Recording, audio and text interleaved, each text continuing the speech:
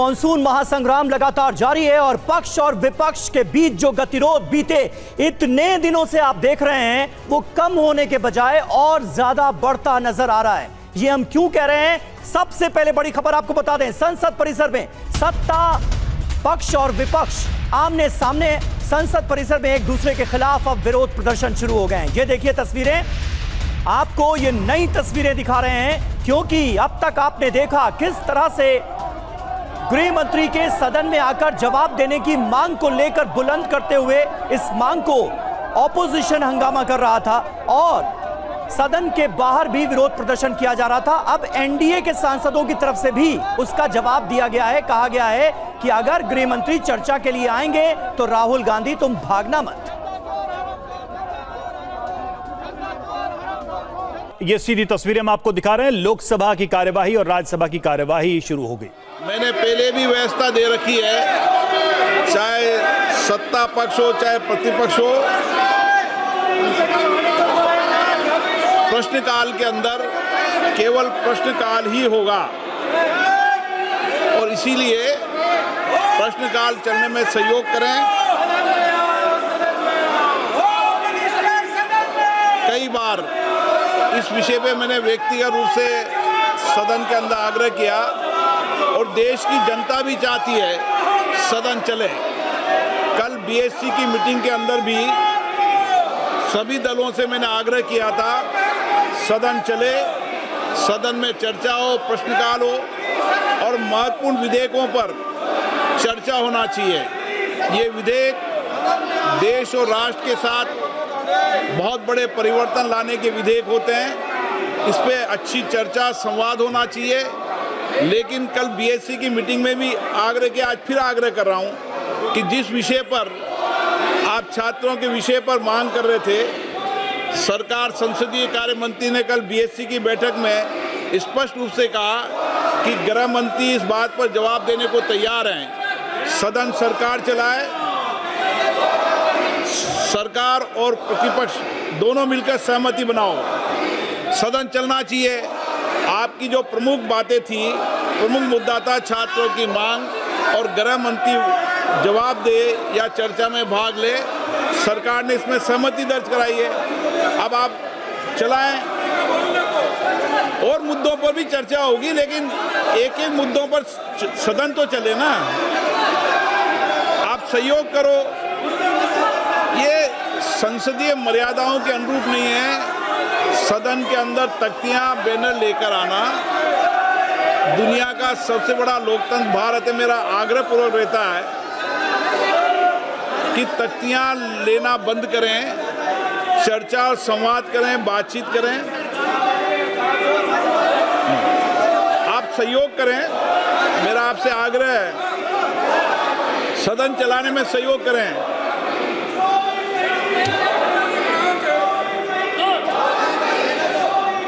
मेरी हमेशा कोशिश, मेरा मन व्यथित दुखी होता है सदन न चलने से। देश की जनता भी सदन में चर्चा संवाद देखना चाहती है।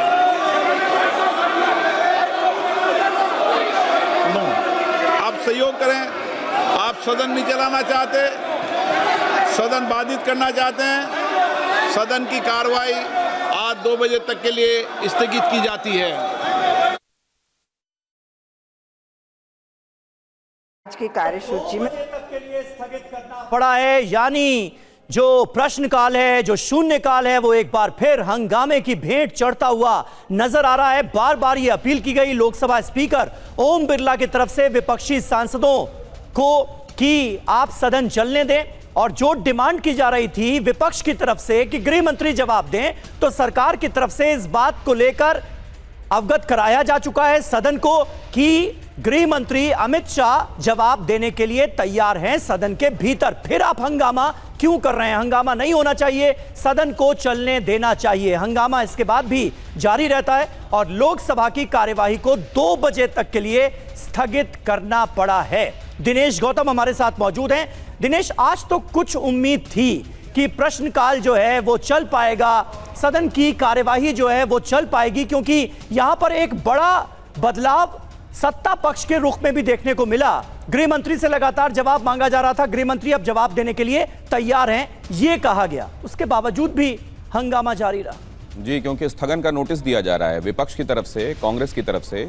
आज फिर स्थगन का नोटिस दिया गया और ये कहा गया कि ये जो आप सुन रहे थे, स्पीकर ने जिस बात पर जोर दिया कि प्रश्नकाल के समय केवल प्रश्नकाल होगा, जबकि विपक्ष की तरफ से, कांग्रेस की तरफ से आज मणिकम टैगोर ने स्थगन नोटिस दिया और उसमें उन्होंने ये कहा कि बाकी सारे कामों को रोककर और स्थगन के तहत, मतलब नियम 56 के तहत चर्चा कराई जाए और चर्चा कराई जाए कि छात्रों के ऊपर बल प्रयोग क्यों हुआ।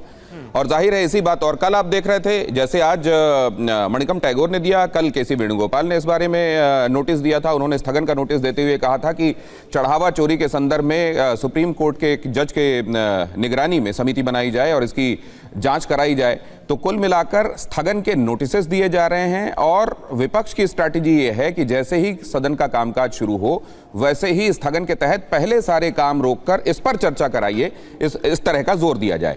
लेकिन यहां आपने देखा स्पीकर की तरफ से कहा गया कि पहले जो वक्त जिस काम के लिए सुनिश्चित है, अगर प्रश्नकाल का भी वक्त हो रहा है तो उस पर चर्चा होने दीजिए, प्रश्नों के उत्तर देने दीजिए। लेकिन विपक्ष इसके लिए रजामंद नहीं है और यह भी नहीं लगा कि शून्यकाल के समय एक बार फिर से इसको शुरू किया जा सकता है। स्पीकर को अभी से दिखाई दे रहा है कि उस समय भी ऐसी स्थितियां नहीं बन सकेंगी, लिहाजा उन्होंने 2 बजे तक के लिए स्थगन कर दिया है। बिल्कुल सीधे 2 बजे तक के लिए स्थगित कर दिया है कार्यवाही को फिलहाल। अब देखिए दोबारा जब कार्यवाही शुरू होती है तब क्या माहौल रहता है। और इस बीच आपको सुनाते हैं सांसद अनुराग ठाकुर ने क्या कहा। कांग्रेस की आदत बन गई है कि चर्चा से भागना, झूठ की दुकान कांग्रेस पार्टी बन गई, झूठे आरोप लगाते हैं। और दूसरी ओर जब उनके अपने राज्य में, कांग्रेस शासित राज्य में, झारखंड मुक्ति मोर्चा शासित राज्य में ये स्पष्ट तौर पर दिखता है कि वहां पर छात्रों के साथ अन्याय किया गया, रात्रि के अंधेरे में छात्रों पर लाठियां चलाई गई, उनको घायल किया गया और उनको न्याय अभी नहीं मिल पाया। कितना दिन हो गए, 2 हफ्तों से वो आंदोलन कर रहे हैं, लेकिन कांग्रेस और जेएमएम की सरकार मूक दर्शक बन के बैठे। राहुल गांधी के मुंह में दही जम जाता है। यहाँ पर आकर तो वो गृह मंत्री से जवाब मांगते हैं, लेकिन जब गृह मंत्री जवाब देने के लिए तैयार होते तो वो भाग जाते हैं। तो देखिए अनुराग ठाकुर क्या कह रहे थे आपने सुना। हालांकि शोर पीछे काफी ज्यादा हो रहा था क्योंकि एनडीए के तमाम सांसद आज हाथों में पोस्टर बैनर लेकर निकले हैं जिस पर लिखा है कि जब गृह मंत्री चर्चा में हिस्सा लेंगे तो भागना मत, यानी नैरेटिव चेंज करने की यहां पर कोशिश की जा रही है पूरी तरह से। और देखिए बीजेपी सांसद बांसुरी स्वराज ने टीवी 9 संवाददाता आनंद पांडे से बातचीत में क्या कहा है वो भी आपको सुनवाते हैं। स्वराज हमारे साथ है। राहुल गांधी चर्चा से मार्च कर रहे हैं। वहाँ पर राहुल गांधी जी की जवाबदेही बनी, लेकिन वो हमेशा केवल नेता प्रतिपक्ष की तरह ही पूरे भूल जाते हैं कि स्टूडेंट्स को बयान नहीं, कार्रवाई चाहिए। राहुल गांधी शायद भूल रहे हैं कि झारखंड में जो सरकार है उसमें कांग्रेस पार्टी की साझेदारी है। और मैं इसीलिए उनसे पूछना चाहती हूँ, इतना ग्लॉस ओवर टाइप का बयान वो देते हैं, अभी तक किसी प्रकार की कार्रवाई या किसी प्रकार की जवाबदेही क्यों नहीं करते। दूसरी बात, वो सदन चलने नहीं देते। माननीय गृह मंत्री ने बार बार कहा है कि हम लोग आकर सदन के पटल पर जवाब देने के लिए तैयार है, लेकिन राहुल गांधी कुछ भी करके, कुछ भी आनाकानी करके बस यही प्रयास कर रहे हैं कि सदन ना चले। इस देश के प्रति आपकी भी जवाबदेही है राहुल गांधी जी, भागिए मत, सदन चलने दीजिए ताकि गृह मंत्री जी आकर सदन के पटल पर जवाब दे सके। और झारखंड के स्टूडेंट्स को आपकी जवाबदेही नहीं, आपसे कार्रवाई की अपेक्षा है। और बीजेपी सांसद रविशंकर प्रसाद ने टीवी 9 संवाददाता आनंद पांडे से बातचीत में क्या कहा, आइए सुनते हैं। राहुल गांधी चर्चा से भागो मत की मांग के साथ एनडीए के सांसद संसद परिसर में प्रदर्शन कर रहे हैं। हमारे साथ रविशंकर प्रसाद है। सर, झारखंड में भी लाठीचार्ज हुआ और आप लोग यहाँ चर्चा की मांग कर रहे हैं, और क्या क्या मांग है आप लोगों की? राहुल गांधी झारखंड पर क्यों नहीं बोलते, खामोश क्यों है, खाली फोन से बात करते हैं, जबकि पूरे झारखंड की सरकार राहुल गांधी की पार्टी के कंधों पर है कि नहीं। वहां भी लाठी चली है, वहां भी आंसू गैस चला है। ये है राहुल गांधी का दोहरा राजनीतिक चरित्र है। हम विश्वास करना चाहते हैं कि इस पूरे मामले में हम लोग उनसे जवाब की अपेक्षा करते हैं। झारखंड की चुप्पी, हम बहस को तैयार हैं, सब कुछ करने को तैयार हैं, लेकिन राहुल गांधी को हमारी बात सुननी नहीं पड़ेगी, हमको जवाब भी देना पड़ेगा। अमित शाह भी तैयार है। गृह मंत्री चर्चा के लिए तैयार हैं, लेकिन ऑपोजिशन चर्चा चाहता नहीं है, इसलिए सदन को डिस्टर्ब करने की कोशिश की जा रही है। यह आरोप अब सत्ता पक्ष की तरफ से लगाया जा रहा है, यह कहते हुए कि जब चर्चा होगी, गृह मंत्री जवाब देंगे तो भागना मत। संसद परिसर में एनडीए सांसदों के बाद राहुल गांधी के खिलाफ विरोध प्रदर्शन के सामने जब प्रियंका गांधी पहुंची तो उन्होंने क्या कहा, यह आपको सुनवाते हैं। तो होने दो, मुझे क्या सर, आपको लगता है मैम, लगता है क्या राहुल जी डर रहे हैं? शर्म करो, शर्म करो, राहुल गांधी शर्म करो, शर्म करो, शर्म करो। राहुल जी ने झारखंड जाइए, छात्रों झारखंड क्यों नहीं गए? अखिलेश यादव ने कहा पेपर लीक और चढ़ावा चोरी का कनेक्शन एक ही जगह से है, इसलिए दोनों पर चर्चा होनी चाहिए। सरकार एक हफ्ते पहले भी जवाब देने को राजी हो सकती थी, इतनी देर क्यों की गई? सरकार इस पर चर्चा चाहती ही नहीं थी। दोनों मुद्दे एक दूसरे से जुड़े हुए हैं, या यूं कहेंगे एक सिक्के के दो पहलू हैं। जो इनके संगी साथी अंडरग्राउंड अनरजिस्टर्ड लोग और भारतीय जनता पार्टी शिक्षा परीक्षा और राम मंदिर दोनों एक दूसरे से जुड़े मुद्दे हैं। दोनों का सूत्र एक जगह है, दोनों एक जगह से ही संचालित होते हैं। तो इसलिए दोनों मुद्दों पर बहस होनी चाहिए और समय गुजारना, ये बात जो आज कही जा रही है एक हफ्ते पहले भी कही जा सकती थी। एक हफ्ते पहले क्यों नहीं की गई? क्योंकि वो चर्चा ही नहीं करना चाहते। चर्चा के साथ साथ प्रभु राम जी का भी नाम नहीं लेना चाहते हैं। जब चंदे की बात आएगी तो सदन में हम सब प्रभु श्री राम जी का नाम लेंगे, उसका भी नाम नहीं लेना चाहते हैं भारतीय जनता पार्टी के लोग। और जो लोग लाठी मारे हैं छात्र नौजवानों को, याद रहे भगवान की लाठी में आवाज नहीं होती है। और फिर इनके लिए धर्म, धन ही धर्म है सबसे बड़ी चीज। झारखंड के मसले पे मैंने पिछली बार भी कहा आपसे और फिर कहता हूँ कि बातचीत ही रास्ता है और लगातार बातचीत करते रहना चाहिए। और मुख्यमंत्री जी और सरकार ने बातचीत के लिए छात्रों से बात करने का कहा भी है। और इससे पहले कल राहुल गांधी और मल्लिकार्जुन खड़गे ने प्रेस कॉन्फ्रेंस में क्या कहा, क्या सवाल उठाए, आइए सुनते हैं। हमारी पहली डिमांड थी कि होम मिनिस्टर आए और देश को क्लियरली बता दें या उन्होंने ऑर्डर दिया और वो कल्पेबल हैं और उन्होंने हमारे बच्चों पर गोली चलाई, युवाओं पर गोली चलाई, या उनको मालूम ही नहीं था और किसी और ने ऑर्डर दे दिया और फिर वो इनकॉम्पिटेंट है। और हमारा कहना था कि इस पर उनको स्टेटमेंट देनी चाहिए और हम उनका इस्तीफा मांग रहे हैं। सेकंड पॉइंट, जो हमारे स्टूडेंट्स पे दिल्ली में गोली चलाई गई, मारा गया, उसके लिए प्रधानमंत्री को अपोलोजाइज करना है। और तीसरी डिमांड, जो प्रधानमंत्री ने राम मंदिर ट्रस्ट पे अपने लोग बैठाए थे जिन्होंने करोड़ों रुपए चोरी किए हैं सबके सामने, उस पर चर्चा हो। ये तीनों मुद्दों पे वो रिप्लाई देना चाहिए कि एक तो छात्रों पे कैसा उन्होंने बर्बरता से अपना काम किया, दूसरा मुद्दा जो अयोध्या में इतनी बड़ी चोरी हो गई और राम मंदिर ट्रस्ट का चंदा कहाँ गया, और तीसरा वो खुद इन कारण के लिए माफी मांगना चाहिए। यही बस हमारे तीन मुद्दे हैं, इसके लिए हम लड़ रहे हैं। तो राहुल गांधी और मल्लिकार्जुन खड़गे ने तीन मुद्दे रखे और कहा कि इस पर हमें उत्तर भी चाहिए और इस पर हमें कार्रवाई भी चाहिए।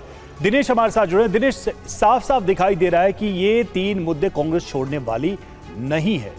अब सबसे बड़ी बात यह है कि एक तरफ चढ़ावा चोरी का मुद्दा है जिसमें समाजवादी पार्टी अपफ्रंट रहने की कोशिश कर रही है, दूसरी तरफ हम देख रहे हैं कि ये पैलेट गन का इशू है, नीट पेपर लीक है, इसको कांग्रेस ने काफी देर तक काफी लंबे समय तक अपहोल्ड किया और इसको पार्लियामेंट तक ले आई। क्या कोई अंडरस्टैंडिंग आप देख रहे हैं एसपी और कांग्रेस पे इन तीनों मुद्दों पर? एक तरफ अखिलेश दबाव बना रहे हैं, दूसरी तरफ राहुल गांधी दबाव बना रहे हैं। मुझे लगता है फ्लोर स्ट्रैटेजी के तहत ये किया जा रहा है। इनकी जो विपक्षी दलों की जो मीटिंग होती है उसमें तय हो जाता है। और अगर आप देखें तो ऐसा नहीं है कि सिर्फ चढ़ावा चोरी के मामले में समाजवादी पार्टी ही मुखर है। कल अगर आप देखें केसी वेणुगोपाल ने जो स्थगन का नोटिस दिया था वो चढ़ावा चोरी के मसले पर ही दिया था। तो ऐसा नहीं है कि कांग्रेस इस मसले में इंटरवेंशंस अपने नहीं रख रही है, लेकिन वो शायद विपक्ष आपस में बात करके तय कर रहा है कि किसका इंटरवेंशन किस जगह पर किस मुद्दे में कितना होगा। और इसीलिए चढ़ावा चोरी को लेकर अगर सतह में सामने ऑन द फेस अगर समाजवादी पार्टी की तरफ से आपको विरोध प्रदर्शन ज्यादा मुखर दिखाई दे रहा है तो कांग्रेस भी अंदर खाने अपना काम कर रही है। और दिनेश, सबसे बड़ी बात यह है कि ऐसे तो गतिरोध कैसे खत्म होगा? मतलब सत्ता पक्ष की तरफ से भी आज जो रुख अख्तियार किया गया है, मतलब आप देखिए उनका स्टैंड और ज्यादा अग्रेसिव नजर आ रहा है इस मुद्दे पर। और बार बार यह कहा जा रहा है कि हम चर्चा के लिए तैयार हैं, गृह मंत्री सदन के भीतर जवाब देने के लिए तैयार हैं, लेकिन ऑपोजिशन पर ही सवाल उठाए जा रहे हैं कि वो चर्चा से भाग रहा है। और जब अमित शाह जवाब देंगे तो भागना मत, ये कहते हुए जिस तरह से आवाज बुलंद की जा रही है, क्या अब तो गिने चुने दिन बचे हैं इस मॉनसून सेशन के, क्या सत्र सही तरीके से चल पाएगा? ये एक बड़ा सवाल नहीं है अगर यही हालात रहे। 17वां दिन है और अब 3 दिन बचे हैं इफेक्टिवली, तो जाहिर है सरकार के लिए विधायी काम उनकी प्रायोरिटी लिस्ट में बहुत बड़े हैं। लेकिन अगर आप देखें स्ट्रैटेजी के तहत offence is the best defence, ये सरकार की तरफ से तय किया गया। मुझे लगता है जो हमने देखा वो फ्राइडे को जिस तरीके से किरेन रिजिजू, जो बीता हफ्ता है उसके शुक्रवार पर अगर आप ध्यान दें, उस दिन पहली बार किरेन रिजिजू की तरफ से ये बात आई सामने कि वो बोलेंगे लेकिन फिर सुनिएगा। उन्होंने ये भी कहा था कि जिनके नाम से उग्रवादी और आतंकवादी थर्राते हैं वो गृहमंत्री अमित शाह बोलेंगे, लेकिन फिर आप सुनिएगा, आप में सुनने की हिम्मत नहीं होगी। तो फिर सरकार की तरफ से तय किया गया है कि इस मुद्दे में ऑपोजिशन की तरफ से जो एग्रेशन दिखाई दे रहा है उसको डिफ्यूज करने का एक ही तरीका है कि उनसे ज्यादा एग्रेशन के साथ इसका जवाब दिया जाए, न सिर्फ सदन के भीतर बल्कि सदन के बाहर परिसर में भी। और इसीलिए आप देख रहे हैं कि परिसर में भी अमूमन ये नहीं देखने को मिलता कि सत्ता पक्ष के लोग प्लेकार्ड्स और तख्तियां लेकर परिसर में आवाज और नारे लगाते दिखाई दें, लेकिन आज ये दिखाई दिया। एक तरफ चढ़ावा चोरी के मुद्दे पर, नीट पेपर लीक में के मुद्दे पर, छात्रों पर बल प्रयोग के मुद्दे पर अगर इधर विपक्ष मुखर हो रहा था तो आज सत्तारूढ़ दल के लोग भी उधर आप देख रहे थे कि किस तरीके से हाथों में तख्तियां लेकर ये कह रहे थे कि झारखंड पर जवाब दो और अमित शाह बोलेंगे लेकिन फिर भागना मत। तो ये दिखाई देता है कि अब offence is the best defence, ये सत्ता पक्ष की तरफ से भी तय कर लिया गया है। बिल्कुल, बहुत बहुत शुक्रिया दिनेश आपका हमारे साथ जुड़ने के लिए। बात शिक्षा में डिजिटल क्रांति की, जिससे न सिर्फ स्कूली शिक्षा में सुधार आया है बल्कि पढ़ाई में बच्चों की रुचि भी बढ़ी है। एक वक्त था जब सरकारी स्कूलों से ब्लैक बोर्ड और चौक से पढ़ाई की तस्वीरें आती थी, लेकिन अब दौर बदल चुका है। जी हाँ, smart TV, projector, digital board, animation और ई कंटेंट ने क्लासरूम और पढ़ाई लिखाई को पूरी तरह से डिजिटल कर दिया है। गणित के मुश्किल सवाल हो, विज्ञान के जटिल प्रयोग हो या फिर किसी ऐतिहासिक घटना को समझना हो, अब बच्चे सिर्फ किताबों से ही पढ़ाई नहीं कर रहे बल्कि उसे स्क्रीन पर देखकर और इंटरैक्टिव तरीके से समझ भी रहे हैं। आखिर कैसे राष्ट्रीय शिक्षा नीति 2020 ने तकनीक को शिक्षा की गुणवत्ता और सीखने के अनुभव को बेहतर बनाने में महत्वपूर्ण भूमिका निभाई है, हमारी इस रिपोर्ट में देखिए।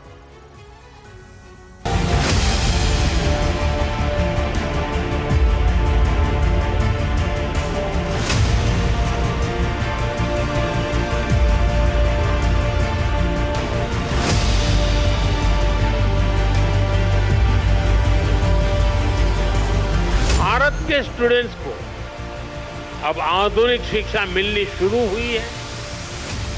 उनकी कैरियर के लिए नए रास्ते बन रहे हैं।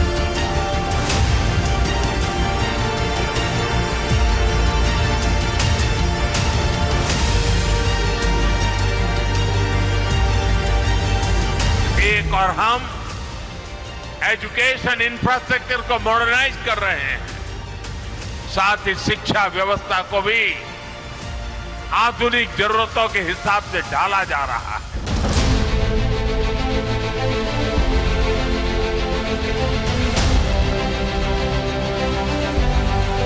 हम देश के एजुकेशन सिस्टम को 21वीं सदी की जरूरतों के मुताबिक आधुनिक बना रहे हैं। देश में नई नेशनल एजुकेशन पॉलिसी लाई गई है। इसे शिक्षा के ग्लोबल स्टैंडर्ड्स को ध्यान में रखकर तैयार किया गया है।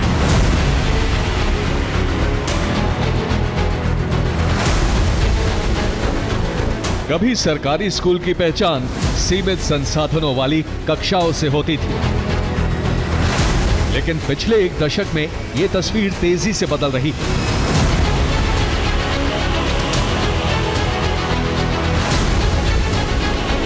नई शिक्षा नीति के तहत पूरे देश में बच्चों को स्मार्ट बनाने के लिए स्कूलों में स्मार्ट क्लासरूम का निर्माण तेजी से किया जा रहा है।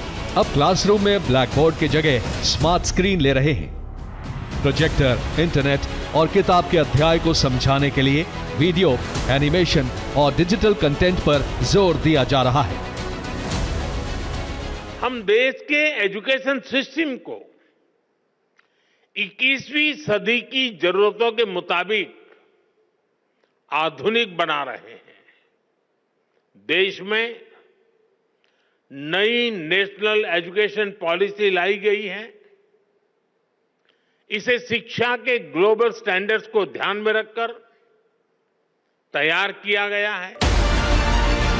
स्मार्ट क्लास की वजह से अब शिक्षक सिर्फ बोर्ड पर सवाल लिखकर समझाने के बजाय स्क्रीन पर पूरा कॉन्सेप्ट दिखा सकते हैं।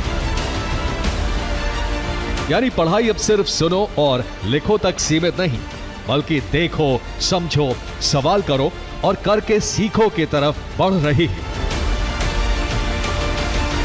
ओडीसी प्लस रिपोर्ट के अनुसार देश में करीब 14,71,000 स्कूल हैं, जिसमें 69% सरकारी, 23.18% प्राइवेट और 7.82% सरकारी सहायता प्राप्त स्कूल हैं। वहीं देश भर के करीब 33% सरकारी स्कूलों में स्मार्ट क्लासरूम की सुविधा उपलब्ध है। 2021-22 में यह आंकड़ा 14.9% था, यानी करीब 3 साल में स्मार्ट क्लास की पहुंच दोगुने से भी ज्यादा स्तर तक पहुंची है। साथ ही सरकार ने देश भर में 1.76 लाख से अधिक स्मार्ट क्लासरूम को मंजूरी दी है, जिससे ग्रामीण और शहरी दोनों क्षेत्रों में डिजिटल पढ़ाई को बढ़ावा मिल रहा है। स्मार्ट क्लास एक तकनीकी की में जो प्रगति हुई है उसकी देन है, और निश्चित तौर पर इसमें एक बहुत अच्छा अवसर है कि हम शिक्षा को प्रदान करते समय क्लासरूम की जो सीमाएं होती हैं वो स्मार्ट क्लासरूम इक्विपमेंट के जरिए उसको आगे बढ़ करके, और हम उसके अंदर एक्टिव लर्निंग के लिए जो है कि लाइव डेमो या उस प्रकार की चीज़ों का इंटीग्रेशन कर सकते हैं, जिससे कि किसी भी ज्ञान को समझने में छात्र को सुविधा हो। सिर्फ इतना ही नहीं, बच्चों की शिक्षा को आसान बनाने के लिए सरकार लगातार काम कर रही है। स्कूलों को स्मार्ट बनाने के लिए कंप्यूटर के साथ साथ इंटरनेट का पूरा जाल तेजी से बिछाया जा रहा है।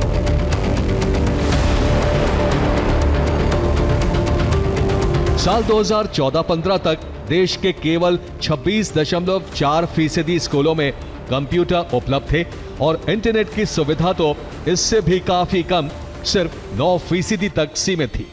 लेकिन यह तस्वीर तेजी से बदली है।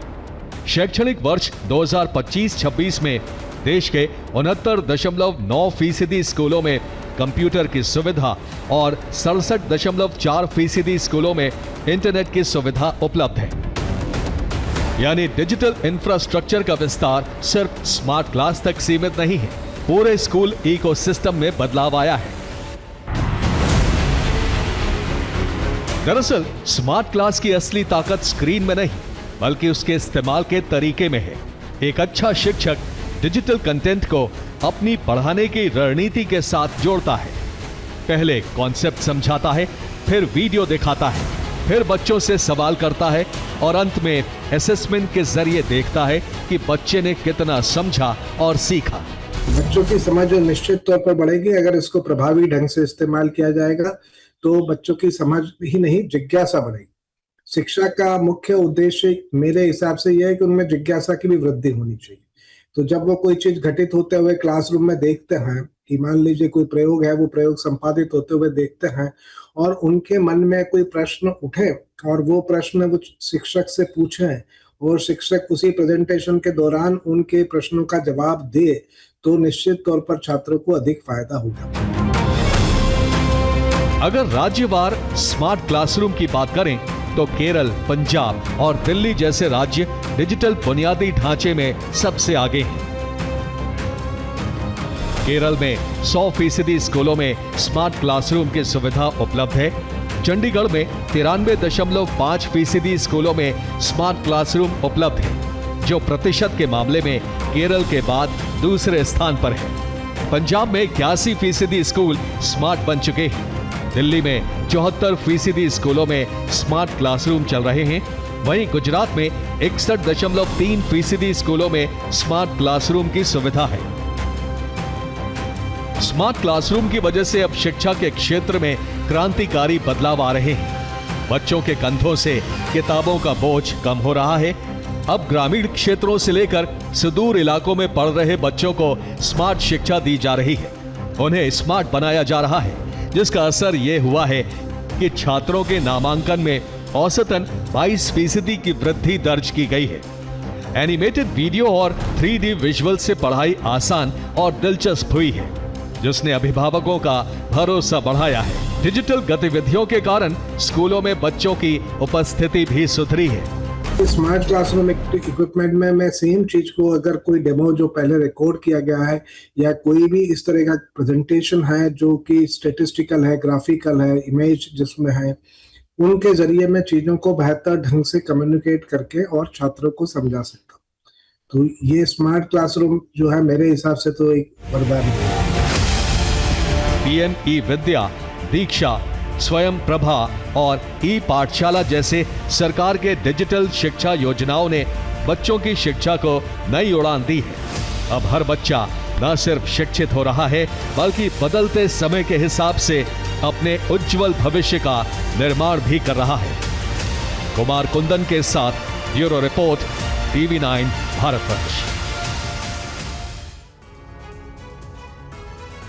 उत्तराखंड के चमोली जिले में बादल फटने की घटना से भारी तबाही मची है। तमक नाले में आई भयानक बाढ़ के कारण नीति घाटी और बॉर्डर इलाके को जोड़ने वाला बेली ब्रिज बह गया है।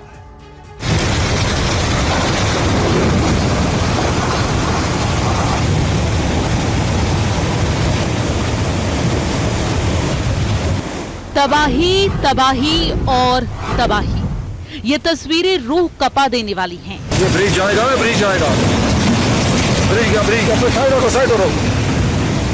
चमोली में कुदरत ने ऐसा कहर मचाया कि हर तरफ हाहाकार मच गया। नदी के आसपास रहने वाले सभी व्यक्तियों को सूचित किया जाता है, कृपया करके नदी के आसपास आ जाएं। जो सीमंट मलारी क्षेत्र में अत्यधिक वर्षा होने के कारण पानी का बहाव तेज हो गया है। सैलाब अपने साथ सब कुछ बहा ले जाने पर आमादा था। फिर सामने जो आया वो तिनके की तरह अस्तित्व विहीन हो गया।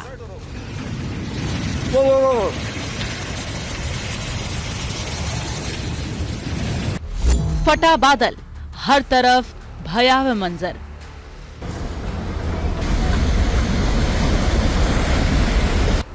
बेली ब्रिज को बहा ले गया सैलाब। ब्रिज आएगा, ब्रिज साइड हो। पहाड़ों पर अगस्त में मॉनसून कहर बरपा रहा है। तबाही की सबसे पहले इस तस्वीर को देखिए। पहाड़ से आ रहे सैलाब की तस्वीर देखिए। पानी का शोर डराने वाला है। केवल 13 सेकंड और पहाड़ों से आ रही तबाही नाले से होते हुए पुल को उजाड़ देती है। पुल तिनके की तरह पानी के साथ बह जाता है। पहले तो ऐसा लगा कि शायद पानी पुल के ऊपर नहीं पहुंचेगा, लेकिन चंद सेकंड में ही पानी पुल को अपनी चपेट में ले लेता है। पुल पूरी तरह से उखड़कर बह जाता है।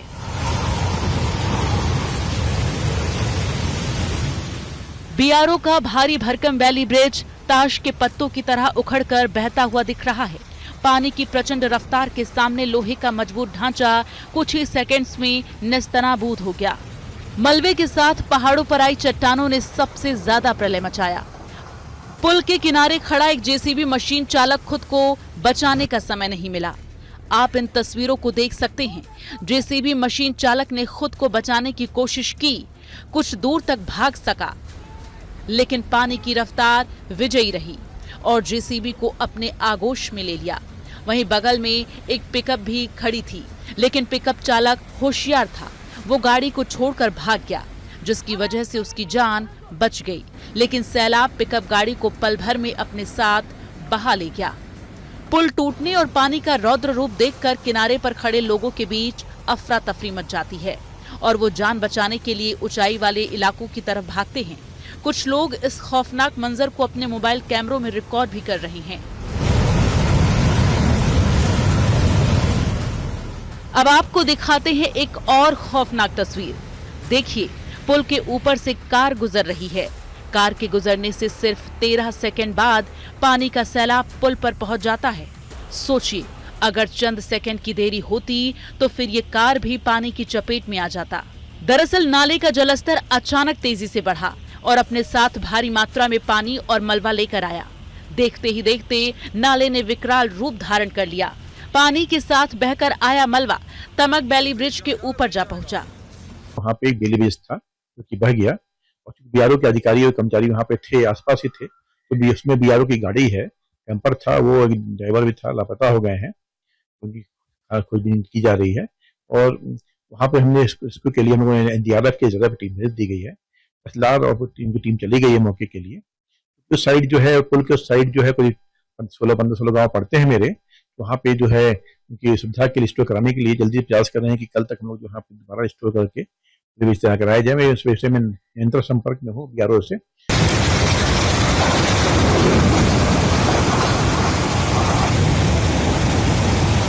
तिब्बत चीन सीमा को जोड़ने वाले मुख्य वैली ब्रिज के बह जाने से बॉर्डर एरिया की आवाजाही पूरी तरह ठप हो गई है। पुल के बह जाने से तमक से आगे जुम्मा, नीति और बॉर्डर इलाके के 1 दर्जन से अधिक गांवों का सड़क संपर्क पूरी तरह से कट गया है। प्रशासन और बीआरओ की टीम मुस्तैद हो गई है। घटना के तुरंत बाद राहत और बचाव टीमों को अलर्ट पर रखा गया है। बीआरओ मार्ग को दोबारा बहाल करने और मलबे को हटाने के काम में जुट गया है। वहीं पहाड़ों में लगातार हो रही भारी बारिश के कारण प्रशासन ने नदी किनारे रह रहे लोगों को सुरक्षित स्थानों पर जाने की हिदायत दी है। में अत्यधिक वर्षा होने के कारण पानी का बहाव तेज हो गया है। अतः आपसे निवेदन है कि नदी के आसपास कोई भी ना जाए और ना अपने बच्चों को जाने दे। और आइए खबरों में आगे बढ़ते हैं। डोनाल्ड ट्रंप को अमेरिकी राष्ट्रपति को लेकर वॉशिंगटन पोस्ट ने बड़ा दावा किया है। तुर्की से ट्रंप ने ली सीक्रेट फ्लाइट। ट्रंप को लाने के लिए चलाया गया सीक्रेट ऑपरेशन। एयरफोर्स 1 की जगह दूसरे विमान से डोनाल्ड ट्रंप ने सफर किया। सोचिए कितनी बड़ी बात है। ईरान के डर से सीक्रेट विमान पर सवार होना पड़ा डोनाल्ड ट्रंप को। अचानक ट्रंप का सुरक्षा प्लान बदला गया। पूरे ऑपरेशन को इस कदर गुप्त रखा गया कि मीडिया ही नहीं, व्हाइट हाउस के कर्मचारी भी अनजान रहे।